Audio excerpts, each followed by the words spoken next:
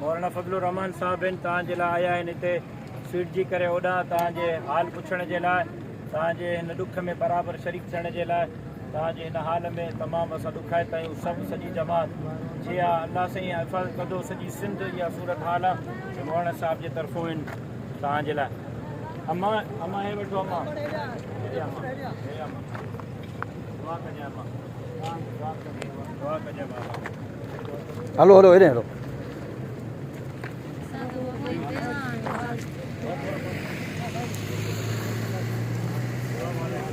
अस्सलाम वालेकुम अम्मा।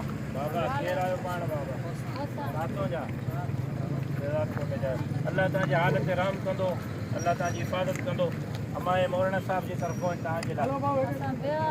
जी अम्मा अल्लाह साईं तव्हांजी हिफ़ाज़त कंदो। जी अल्लाह अल्लाह तव्हांजी हिफ़ाज़त कंदो।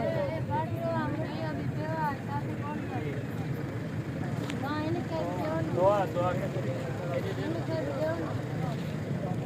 अचो साईं। जी सही आहे मां सही आहे।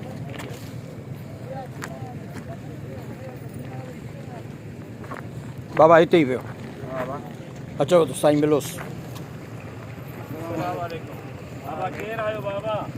किथां आहियूं किथां जा आहियो बाबा? घणा ॾींहं थिया आहिनि हिते वेठे तव्हांखे? महीनो थी वियो आहे। घर बर सभु ॿुॾा पिया आहिनि। शहदादकोट में कहिड़ी जॻह जा आहियो? अच्छा पाणी तलाइण शुरू थियो हाणे? पाणी लाहिण शुरू कयो पर अञा वॾो पाणी बसि मौलाना फजलुर रहमान साहिब आया आहिनि तव्हांजे लाइ त तव्हांजे ॾुख में बराबरि जा शरीक थियण जे लाइ। सॼी सिंध ते सॼे मुल्क ते इम्तिहान आहे, सॼी क़ौम ते इम्तिहान आहे।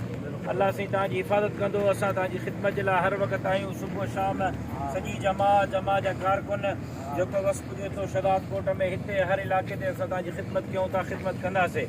हे मौलाना साहिब जी तरफ़ों आहिनि तव्हांजे लाइ, मौलाना साहिब जी तरफ़ों आहिनि। अल्लाह तव्हांजी बाबा दुआ कजो। अल्लाह तव्हांजी हिफ़ाज़त कंदो।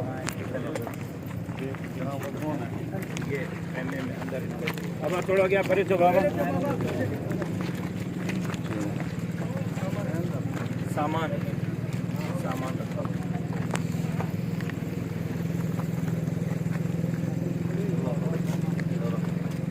बस जेको कह रहे हैं कि जो बचा सकते थे वो बचाए। बाबा केरु आहियो बाबा? किथां जा आहियो बाबा?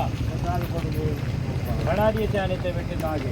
महीनो थी वियो आहे। घर ॿार सभु ॿुॾा पिया आहिनि। शहदादकोट में कहिड़ी जॻह जा आहियो? अच्छा पाणी तलाइण शुरू थियो हाणे? पाणी लाहिण शुरू कयो पर अञा वॾो पाणी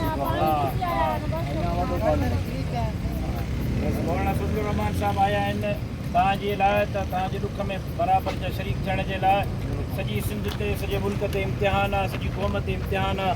अल्लाह साईं तव्हांजी हिफ़ाज़त कंदो। असां तव्हांजी ख़िदमत जे लाइ हर वक़्तु आहियूं, सुबुह शाम सॼी जमा जा कारकुन जेको वक़्तु पुॼे थो शहदादकोट में हिते हर इलाइक़े ते असां तव्हांजी ख़िदमत कयूं था, ख़िदमत कंदासीं।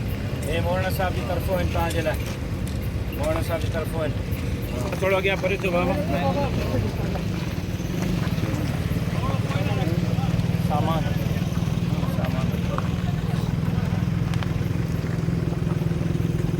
कुछ रुड़ी वियो आहे। बस बस जेको कह रहे हैं कि जो बचा